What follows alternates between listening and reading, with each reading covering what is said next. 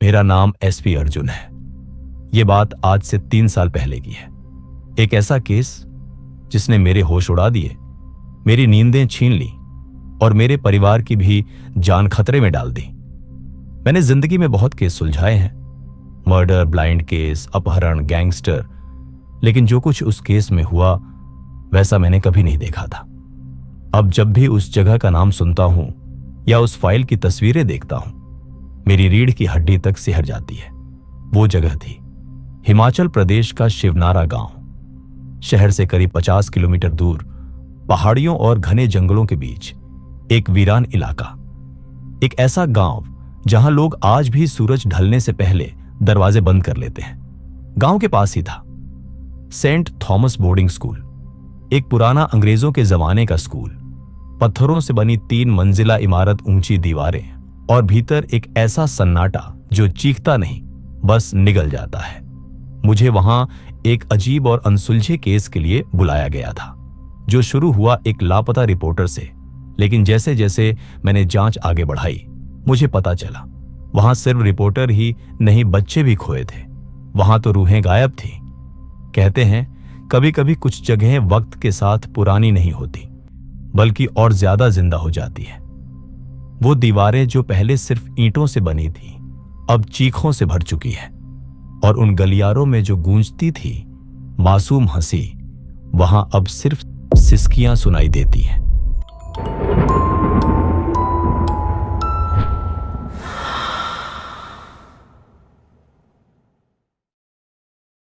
हिमाचल प्रदेश का शिवनारा गांव एक दूर दराज इलाके में स्थित था। उसके बिल्कुल साथ में था सेंट थॉमस बोर्डिंग स्कूल, जो अब एक बर्बाद इमारत बन चुका था। कभी यहां बच्चों की किलकारियां गूंजा करती थी, अब वहां सिर्फ जाले, दीमक और अजीब सी ठंडक का डेरा था। स्कूल को बंद हुए 35 साल से ज्यादा हो चुके थे। कारण किसी को ठीक ठीक पता नहीं। कुछ कहते हैं वहां बच्चों की सामूहिक आत्महत्या हुई थी, कुछ कहते हैं किसी शिक्षक ने तांत्रिक क्रिया की थी, और कुछ कहते हैं वहां खुद राक्षसी आत्मा वास करती थी। लेकिन एक बात हर कोई कहता है, उस स्कूल में जो गया वो लौटा नहीं, और अगर लौटा भी तो अपने होश में नहीं लौटा। कभी वक्त ने इस इमारत को ज्ञान का मंदिर कहा था। अब यहां केवल मौत की सन्नाटी दस्तकें सुनाई देती हैं। वहां तक पहुंचने वाली सड़कें अब उखड़ चुकी थी, जैसे धरती खुद उस इमारत तक किसी को जाने नहीं देना चाहती। बरसों पहले यहां बसों से बच्चे उतरा करते थे, कंधों पर बैग और आंखों में सपने लिए। अब वहां सिर्फ सूखे पत्तों की खड़खड़ाहट और टूटे फर्श की दरारें रह गई थी, जो जमीन से ऊपर उठती हुई लगती थी, जैसे अंदर कुछ धड़क रहा हो। कभी सुबह की प्रार्थना से गूंजने वाले गलियारे अब धुंध में छुपे किसी इंतजार की तरह लगे। स्कूल की घंटी अब नहीं बजती थी, लेकिन अजीब बात यह थी, कई लोगों ने शाम ढलते ही घंटी की आवाज सुनी थी। कोई पक्का समय नहीं था, कभी 3 बजे, कभी 5 बजे, लेकिन हर बार घंटी सिर्फ उन्हीं को सुनाई देती थी जो उसके करीब होते थे, बहुत करीब। इमारत के बाहर 2 पत्थर के शेर खड़े थे, जिनकी आंखें अब पूरी तरह काली हो चुकी थी। ऐसा लगता था जैसे वो अब भी किसी अनदेखे आदेश पर पहरा दे रहे हों। स्कूल का मुख्य गेट जंग खाकर आधा गिरा हुआ था, लेकिन फिर भी ऐसा लगता था जैसे वो अपने आप बंद हो सकता है। कुछ लोगों ने दावा किया कि उन्होंने उस गेट को खुद ब खुद बंद होते देखा है, और किसी की चीखें भीतर से आती सुनी है, जैसे कोई भीतर फंस गया हो, जैसे कोई बाहर निकलने की कोशिश कर रहा हो सालों से। स्कूल के गलियारों में नमी थी, दीवारें सीलन से भरी हुई थी, लेकिन एक अजीब बात थी, हर कमरे की जमीन पर हाथों के निशान थे जो मिटते नहीं थे। मानो किसी ने दरवाजा खटखटाया हो, रेंगते हुए भागने की कोशिश की हो, और किसी ने उसे खींच लिया हो। वो निशान मिट्टी में नहीं, खून में जमे हुए थे। किसी ने इस स्कूल की लाइब्रेरी के भीतर झांकने की हिम्मत की थी। उसकी आंखों ने देखा किताबें बिखरी थी, कुछ फटी हुई थी, लेकिन बीचों बीच रखी थी एक पुरानी लाल डायरी। उस पर नाम लिखा था इलाइजा थॉमस, स्कूल की संस्थापक। लेकिन अजीब बात यह थी, इस नाम का कोई रिकॉर्ड नहीं मिला। सरकारी दस्तावेजों में स्कूल का मालिक कोई और था, लेकिन फिर वो नाम उस डायरी में कैसे आया? उस डायरी को जिसने भी छुआ उसकी रातों में आग लगी। नींद में जलती हुई चीखें, काले धुएं की परछाइयां और ऐसा एहसास जैसे कोई उसकी छाती पर बैठ गया हो और सांसें खींच रहा हो। गांव के एक लड़के ने वो डायरी चोरी करके घर ले जाने की कोशिश की थी। अगले दिन वो छत से कूद गया। कोई सुसाइड नोट नहीं, सिर्फ उसकी उंगलियां जल चुकी थी, जैसे किसी ने पकड़कर उन्हें जला डाला हो। स्कूल की प्रयोगशाला अब भी वैसी ही थी। वहां के शीशे अब टूटे हुए नहीं थे, लेकिन हर शीशे में कुछ और दिखता था। कोई पुराना छात्र अपनी आंखों के नीचे खून बहाता दिखता, कोई लड़की सिर झुकाए खड़ी मिलती जिसकी आंखें नहीं थीं, सिर्फ काले गड्ढे थे। और एक अजीब बात, इन प्रतिबिंबों को देखने के बाद कोई भी शीशा वापस सामान्य चेहरा नहीं दिखाता। हर कोई कहता, अब मुझे खुद को देखने से डर लगता है। सबसे डरावनी जगह थी छात्रावास की तीसरी मंजिल। वो मंजिल सरकारी रिपोर्ट में कभी बनी ही नहीं थी। नक्शे में 2 ही मंजिलें थी, लेकिन जब कोई ऊपर गया उसे तीसरी मंजिल मिली, जली हुई, राख से ढकी हुई और दीवारों पर बच्चों के खुरचे हुए नाम, जैसे उन्होंने आखिरी दम तक खुद को जिंदा रखने के लिए नाम लिखे हों।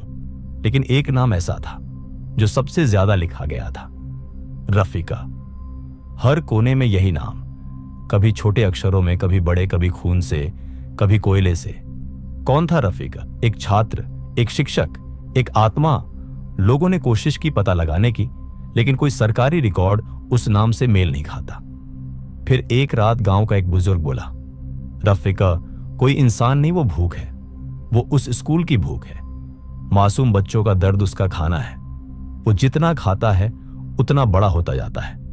उस रात स्कूल की छत पर लाल रोशनी दिखी थी, बिना किसी बिजली के, बिना किसी तार के, बस एक तेज गाढ़ी लाल रोशनी, जैसे कोई बलिदान हुआ हो। फिर किसी ने कुछ नहीं देखा, सब कुछ शांत हो गया। लेकिन सुबह स्कूल के गेट पर एक ताजा खून से लथपथ स्कूली यूनिफॉर्म मिली थी। वो यूनिफॉर्म 1 साल पहले गायब हुई लड़की की थी। वो केस अब भी बंद नहीं हुआ था। यूनिफॉर्म को जब जांच के लिए भेजा गया तो रिपोर्ट में लिखा था, खून इंसान का नहीं है।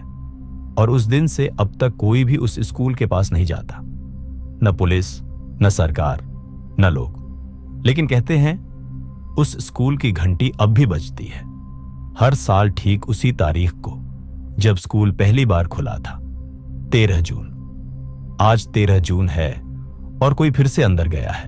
गांव के लोग अब उस स्कूल की तरफ देखना भी बंद कर चुके थे, लेकिन हर साल 13 जून की रात दूर पहाड़ियों से एक लाल चमक उठती थी। इस बार गांव का एक लड़का विवेक, जो पत्रकार बनने का सपना देखता था, अपने कैमरे और ट्राइपॉड के साथ स्कूल की ओर गया। उसे यकीन था कि यह सब अंधविश्वास है। उसने अपने दोस्तों से कहा, अगर मैं वीडियो लेकर वापस ना आया तो मुझे भी रफीकर पकड़ लेगा, है ना? सब हंसे, लेकिन कोई उसके साथ नहीं गया। वो अकेला चला गया। अगली सुबह विवेक लौटा, लेकिन बिल्कुल अकेला नहीं। उसका चेहरा बुरी तरह खरोंचा हुआ था, आंखें फटी हुई, और उसकी आवाज जैसे किसी और की थी, गहरी, भारी और बिल्कुल अनजान।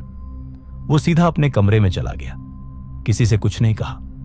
कैमरा और बैग उसकी पीठ पर था, लेकिन उसके ट्राइपॉड का एक पैर टूटा हुआ था, जैसे किसी ने उसे खींचा हो। 3 दिन तक विवेक कमरे से बाहर नहीं आया। जब दरवाजा तोड़ा गया, अंदर सिर्फ एक बदबू थी, न सड़न की, न खून की। वो बदबू थी जले हुए सपनों की। कमरे की दीवारों पर लिखा था, एलाइजा थॉमस। उसका कैमरा चालू था, बैटरी खत्म हो चुकी थी, लेकिन उसमें जो फुटेज मिली उसने सबको झकझोर दिया। स्क्रीन पर धुंधली सी रात, टूटी खिड़कियां और अंधेरे में विवेक की सांसें सुनाई देती थी। वो स्कूल में घुस चुका था। लॉबी में फर्श पर कोई लेटा हुआ दिखा। विवेक धीरे धीरे कैमरा उसके पास ले गया, लेकिन वहां कुछ नहीं था। फिर एक अजीब सी आवाज, जैसे कोई बार बार कह रहा हो, खून चाहिए, बस एक बूंद खून। फुटेज में कैमरा घूमता है और दीवारों पर लाल रंग से लिखा होता है, एलाइजा थॉमस। विवेक के चेहरे पर डर दिखता है। वो भागने लगता है सीढ़ियों से ऊपर, लेकिन वो फिर उसी जगह पहुंचता है, हर बार जैसे स्कूल अब भूल भुलैया बन गया हो। अंत में कैमरा नीचे गिरता है और स्क्रीन के ठीक सामने कुछ खड़ा होता है। एक लड़का बिना आंखों के स्कूल की यूनिफॉर्म में, उसके होंठों से खून टपकता है और वो धीरे धीरे कैमरे की तरफ झुकता है और पूरी स्क्रीन ब्लैक हो जाती है। विवेक का शरीर तो अपने कमरे में मिला था, लेकिन आत्मा कोई नहीं जानता। गांव के एक बूढ़े आदमी ने कहा, रफीकत ने उसकी आत्मा को अपने कब्जे में कर लिया है। विवेक के खून से वो फिर लौट आया है। उसने विवेक की आत्मा को नर्क के पिंजरे में बंद कर रखा है। लेकिन कोई भी उस बूढ़े आदमी की बात पर यकीन नहीं करता, क्योंकि उसे सब पागल कहते थे। उस दिन से अब तक गांव में हर रात एक बच्चा नींद में चलकर स्कूल के दरवाजे तक पहुंच जाता है। पूछो तो कहता है, मुझे रफीकत ने बुलाया। गांव के लोग जब भी किसी बाबा या पंडित से अपने गांव के बारे में बात करते हैं, वो सब यही कहते, तुम सब उस गांव को छोड़ दो, वहां बहुत कुछ बुरा है जो तुम सबको बर्बाद कर देगा। यह बात विवेक की मौत और बच्चों की ऐसी बातें सुनकर बहुत दूर दूर तक फैल चुकी थी। अब इसे दबाना नामुमकिन था, इसलिए वहां की सरकार ने एक स्पेशल पुलिस टीम का गठन किया और इस केस को जल्द से जल्द सुलझाने को कहा। पुलिस टीम को लीड कर रहे थे 35 साल के एसपी अर्जुन, जो कि बहुत बहादुर थे। एसपी अर्जुन ने स्कूल में हुई सभी पुरानी मौतों की रिपोर्ट्स फिर से खुलवाई। पिछले 35 साल में स्कूल से जुड़े 19 लोग या तो गायब हुए या पागल हो गए। एक बात सब में कॉमन थी, सपनों में उन्हें तीसरी मंजिल दिखाई देती थी। सरकारी दस्तावेज में तीसरी मंजिल अब भी दर्ज नहीं है। रफीकत फिर से एक लड़की का इंतजार कर रहा था, ताकि वो फिर से एक बच्चे को जन्म दे सके। लेकिन वो थी कौन? उसका नाम किसी भी में नहीं था, लेकिन दीवारों पर खुरच खुरच कर लिखा गया है, रफीकत। कहते हैं जब उसे फिर से एक ऐसी लड़की मिल गई जिसे देखकर उसकी आंखें लाल हो जाएंगी, वो पूरी तरह से जग जाएगा और सबको निगल जाएगा। ये सब जानने के बाद एसपी अर्जुन ने एक बार फिर स्कूल को पूरी तरह से बंद कर दिया। अब अर्जुन के मन में एक ही सवाल चल रहा था, रफीका और तीसरी मंजिल का राज क्या हो सकता है। उसके बाद एसपी अर्जुन ने स्कूल की पुरानी जमीन के कागजात देखे। उन्हें वहां एक पुरानी तस्वीर भी मिली। जब उस तस्वीर को गांव वालों के साथ साझा किया गया, तो गांव के कुछ लोगों ने पुरानी स्कूल की तस्वीरों को ध्यान से देखा। उन्हें एक अजीब बात पता चली। हर तस्वीर में एक लड़का खड़ा होता था, जिसे कभी किसी ने नहीं देखा। कभी वो क्लासरूम के कोने में होता, कभी सीढ़ियों के पास, कभी ब्लैक बोर्ड के सामने, लेकिन तस्वीरों में उसका चेहरा हमेशा धुंधला होता। तभी विवेक के कुछ दोस्तों ने एसपी अर्जुन से मिलने का फैसला किया, और साथ में था विवेक का कैमरा, जिसे देखकर एसपी अर्जुन भी पूरी तरह हिल गए थे। उसमें था रफीकत का डरावना खून टपकता चेहरा और दीवार पर लिखा था एलाइजा थॉमस की डायरी। उस वीडियो को देखने के बाद उसी रात एसपी अर्जुन को बहुत जोर जोर की डरावनी आवाजें सुनाई देती हैं। वो पागल होने लगा था और उसकी एक दीवार पर खून से लिखा था, चला जा यहां से, नहीं तो तेरे साथ तेरा पूरा खानदान खत्म कर दूंगा। अर्जुन ने ऐसा कुछ अपनी जिंदगी में पहली बार देखा था। अब उसे यकीन हो गया था कि इस स्कूल में कुछ शैतानी शक्तियां तो जरूर हैं, लेकिन अब वो करे तो क्या करे। अगली रात भी अर्जुन के साथ बहुत अजीब घटनाएं होने लगी। उसके गले पर किसी के खून पीने के निशान थे। अगले दिन अर्जुन की तबीयत बहुत खराब हो गई। उसने घर जाने का फैसला किया। घर पहुंचते ही उसने अपनी मां को सब कुछ बताया और बिस्तर पर लेट गया। अब उसे कोई फर्क नहीं पड़ रहा था। हर रात उसे ऐसा लगता जैसे कोई उसके साथ है। यह सब देखकर अर्जुन की मां भी बहुत दुखी हो गई। उन्होंने अपने घर के पुराने पंडित जी से मिलने का फैसला किया। जब उन्होंने अर्जुन को देखा तो पंडित जी बहुत घबरा गए और उन्होंने कहा, मैं अर्जुन को ठीक नहीं कर सकता। उसके साथ बहुत शक्तिशाली काली शक्ति आ गई है। उसका हाल कोई श्मशान में रहने वाला सिद्ध बाबा ही कर सकते हैं। यहां से 50 मील दूर एक घने जंगल में एक गुफा है, वहीं रहते हैं बाबा त्रिलोकनाथ। वही अर्जुन को ठीक कर सकते हैं। बिना देरी किए अर्जुन, उसकी मां और उनका ड्राइवर बाबा से मिलने निकल पड़े। जैसे ही वे गुफा के अंदर पहुंचने लगे, अंदर से चेतावनी देती हुई आवाज आई, वहीं रुक जाओ। गुफा के अंदर से बाबा त्रिलोकनाथ निकलते हैं और उन सब पर मंत्र फूंकी हुई भस्म फेंकते हैं। तब वो सब कुछ अर्जुन को बताते हैं। उस स्कूल में एक पिशाच का कब्जा है जिसका नाम है रफीका, लेकिन वो इतना शक्तिशाली है कि उसका कुछ नहीं किया जा सकता। उसके साथ स्कूल के बच्चों की आत्माएं हैं जो उसकी रक्षा करती हैं, और वह तेरे साथ अभी यहीं पर है। वो तुझे मारना चाहता है क्योंकि तुम उसका राज्य खोलने ही वाले थे, लेकिन इससे तुम भी मर सकते थे। वहां के स्कूल में एक डायरी है जिसे पढ़ने से उस व्यक्ति की मौत हो जाती है। हमें उस डायरी को जलाना होगा और तभी उस पिशाच को अपने काबू में कर सकते हैं। तभी अर्जुन कहता है, उस डायरी में ऐसा क्या है बाबा? बाबा त्रिलोकनाथ कहते हैं, यह सब हमें विवेक की आत्मा से पता करना होगा, क्योंकि उसी ने वो डायरी पढ़ी थी और इससे हम पर कोई प्रभाव नहीं होगा, लेकिन उसकी आत्मा उस पिशाच के पिंजरे में कैद है। उसे वहां से आजाद करना होगा। हमें स्कूल में जाना होगा।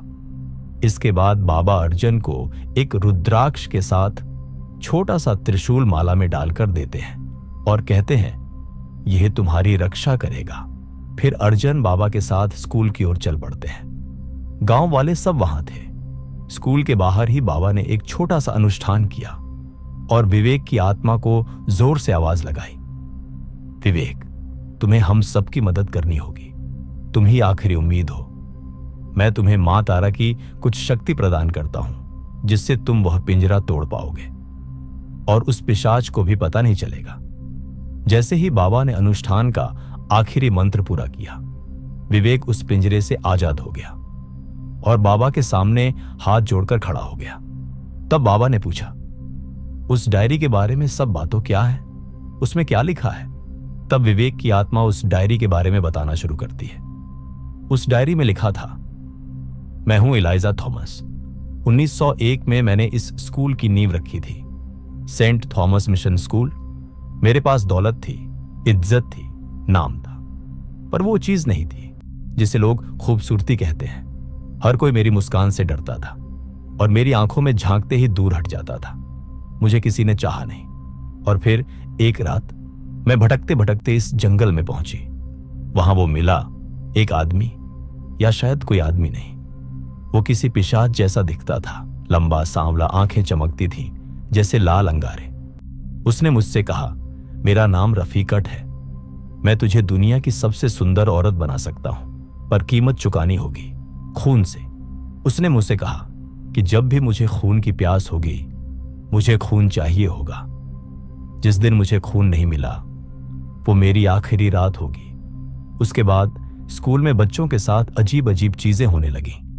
हर चांदनी रात को वो पिशाच मेरे पास आता और खून मांगता। अब मुझे भी इसकी आदत लगने लगी थी, क्योंकि मैं भी एक पिशाच में बदलने लगी थी। मैंने पिशाच की मदद से स्कूल में एक तीसरी मंजिल बनवाई। यह सभी बच्चों का टेस्ट के बहाने उनकी आत्माओं पर पिशाच का कब्जा हो जाता। एक दिन मैं प्रेग्नेंट हो गई। जब मेरा बच्चा होने वाला था, तो उस पिशाच ने मेरे पेट को फाड़कर उस बच्चे को कच्चा खा गया, ताकि वह सभी बच्चों और स्कूल के सभी टीचर्स पर अपना कब्जा कर सके। और ऐसा ही हुआ। मैं तो मर गई, लेकिन अब तुम भी नहीं बचोगे, क्योंकि तुम उस पिशाच की सारी बातें जान चुके हो। इसी कारण जो भी उस डायरी को पढ़ता वो मर जाता।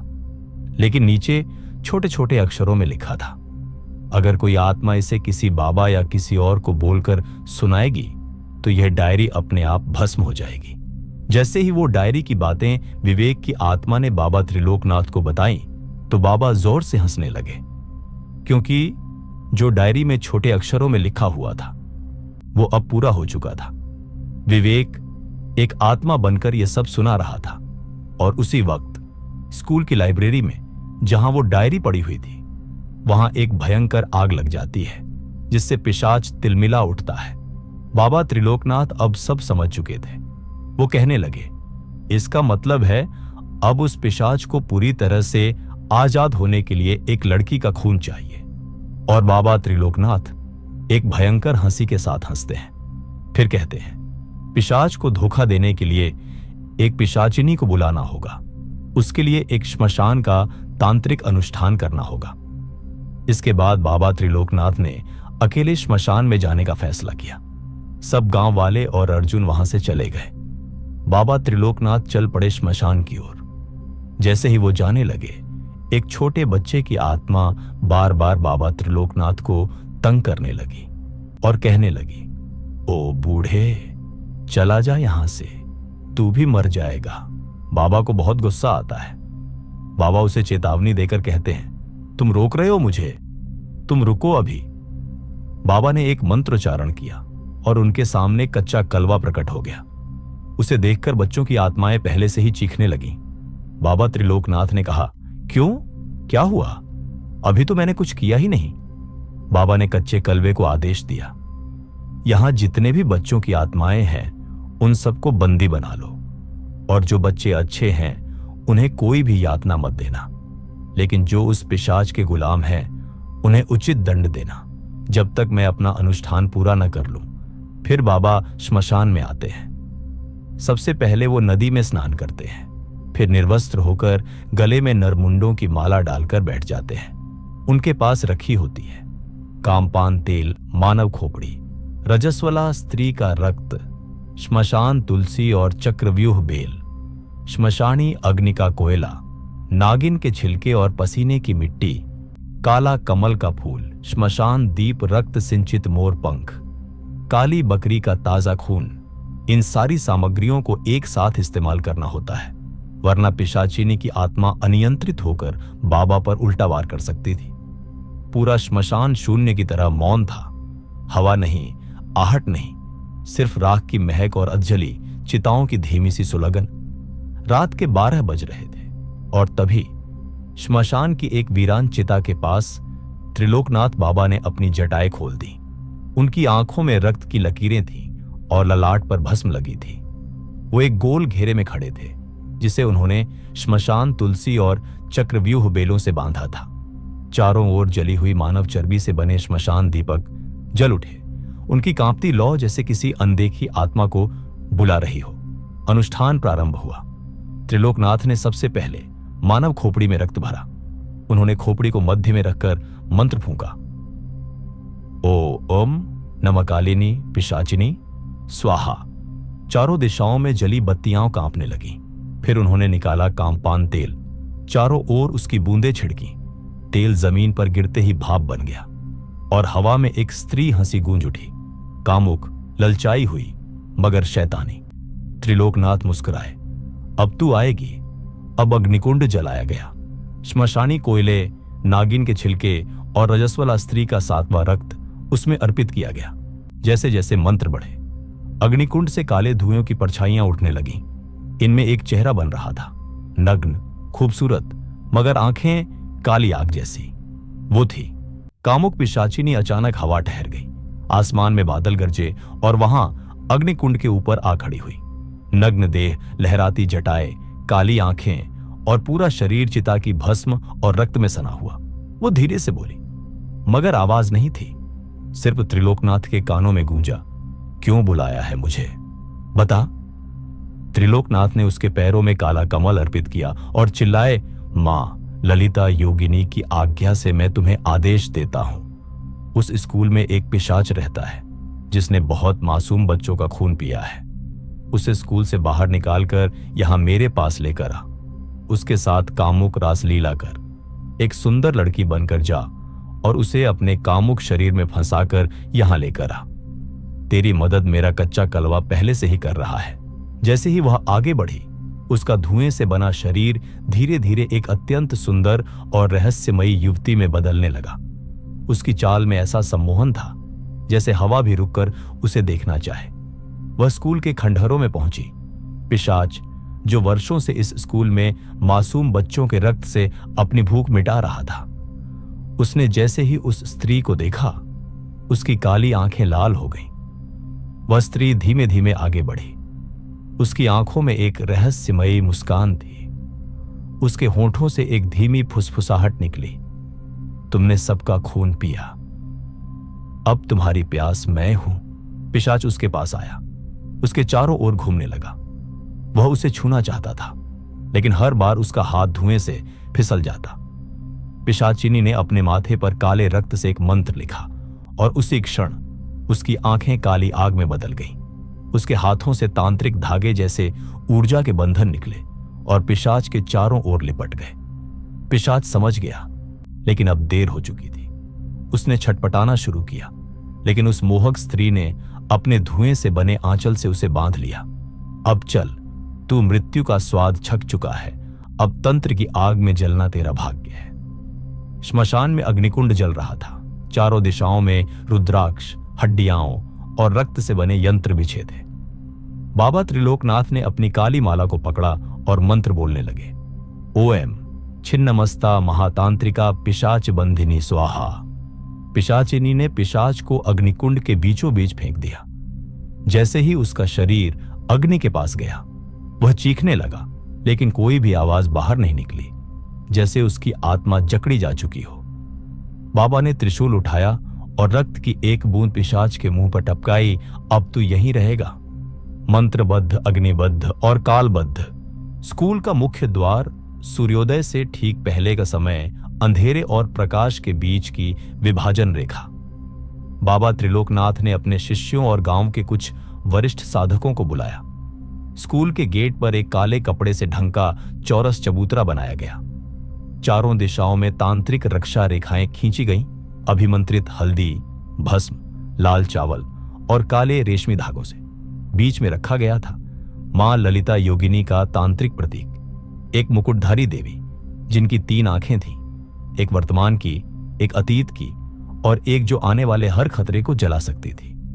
बाबा ने अपनी आंखें बंद की और श्मशान की दिशा की ओर देखकर कहा, हे काल की अधिष्ठात्री, हे योगिनियों के अधिपति, इस रक्त पिपासु की अग्नि अब शीतल करो और इस स्कूल को अपने पैरों के नीचे पवित्र कर दो। तभी एक तेज हवा चली। स्कूल के हर कोने से एक जैसी कराहटें सुनाई दी, मानो वर्षों से कैद आत्माएं मुक्त हो रही हों। पिशाच, जो अब श्मशान के तांत्रिक त्रिकोण में बंद था, उसकी चीखें अचानक शांत हो गईं, जैसे कोई उसे नर्क की ओर खींच रहा हो। गेट पर जैसे ही मां ललिता योगिनी की प्रतिमा को स्थापित किया गया, पूरा स्कूल एक झटके से कांप गया। काली छायाएं जो दीवारों में बसी थीं, वो एक एक कर जलने लगी। छत, फर्श और दरवाजों से निकलती स्याह रेखाएं अब उजाले में गलने लगी, मानो सूरज की पहली किरण ने वर्षों के पाप को जला दिया हो। अंत में पुलिस प्रशासन और ग्रामवासियों की मदद से स्कूल के गेट पर एक विशाल बोर्ड टांगा गया, यहां आना सख्त मना है, जो आया उसकी जिम्मेदारी उसकी अपनी होगी। अगर आपके पास भी कोई सच्चा खौफनाक अनुभव है तो हमें उसे वॉइस नोट में रिकॉर्ड करके इस ईमेल पर भेजें। शायद अगली कहानी आपकी हो।